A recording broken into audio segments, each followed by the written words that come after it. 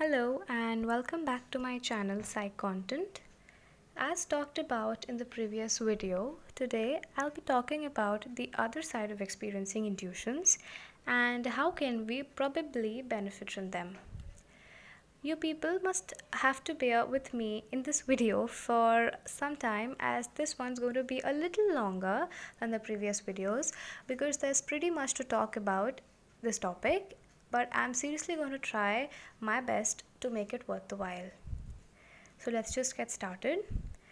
Everyone must be familiar with the phrase trust your gut, and everyone would have a time in their lives when they would have felt this feeling about something, good or bad, and they tried to follow their intuition and discovered that they were either right or wrong. This feeling can happen with anyone, but there are many chances that state the fact that a person's intuition never fails. Intuition, as said in the previous video, is described as a feeling which occurs in a total abstract manner and in and out of nowhere and describes a way or a certain path to a person. To find some sense in this statement, you may recall the last time when you were struck by an intuition and recall the fact whether you actually heard it and paid heed to it, the advice of it, or not. Now, the question is, why should we even pay heed to our intuitions? What good do they do to us? We often use mental shortcuts, also called heuristics, to make our decisions. There is simply too much information coming to us from all directions, like the environment around us is always beaming with tons and tons of information, and in turn, our senses are always bombarded with sensory impulses.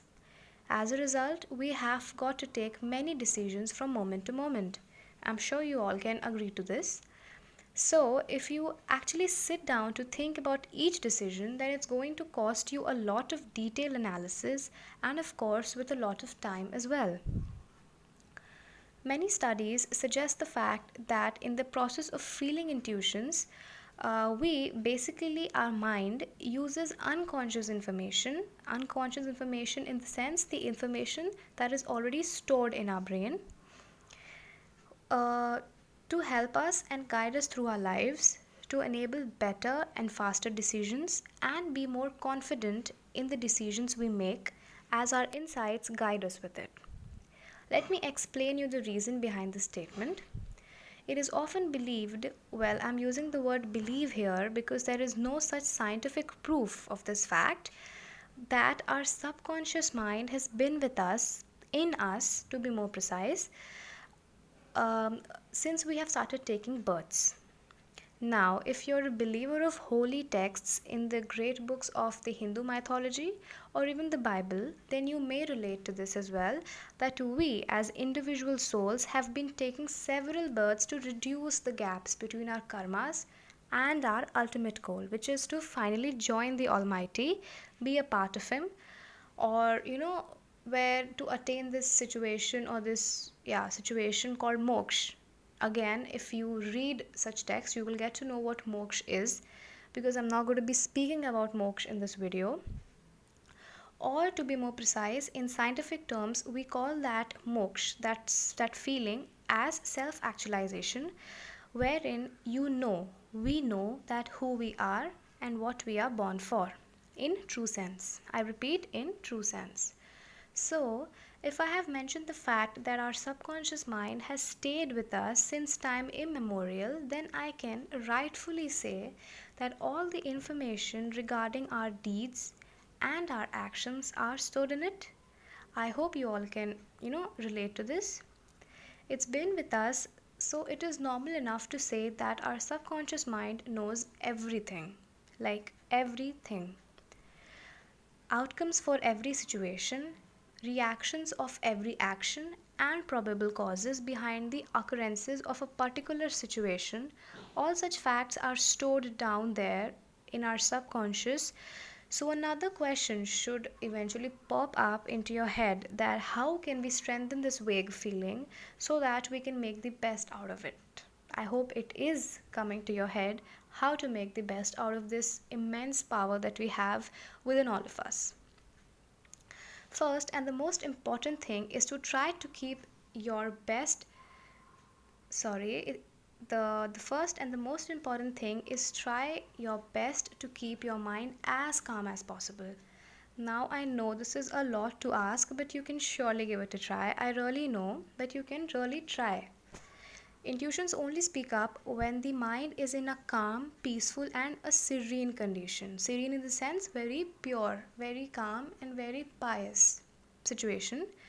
If you want to benefit from them, you have to anyhow keep that mental abode calm so that you can hear your inner voice. You can actually relate to it. For example, if you have to listen to a sound or a voice that is very dim, the intensity is very low, then you have to keep the surroundings very calm and quiet, and only then can you hear that voice, right? That happens with all of us.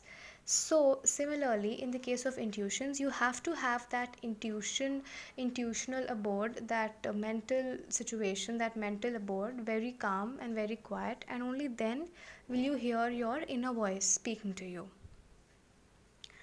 I would also want to accept this fact that though we in this generation don't really believe in sitting down and contemplating on our deeds and actions, but I guess we really should after every failure and every victory in our life, be it as small or as big.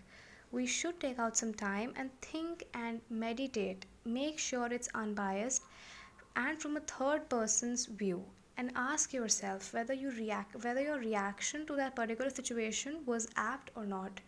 And you have to do this from a third person's view, in the sense you do not have to keep any biases in your head.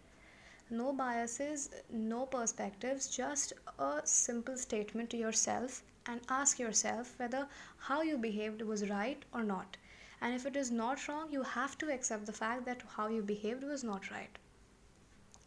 Well, if these two, three things can be followed, at least sometimes, if not all, then you're gradually going to start feeling that energy, that immense power helping you out in the tough times of your life, and you yourself will be capable of taking the toughest of decisions in your life without any extraneous help. I'll end this video on a positive note that always remember that you are enough for yourself, and all you need to do is just tap onto the tremendous energy that you've got and see yourself acing. See ya.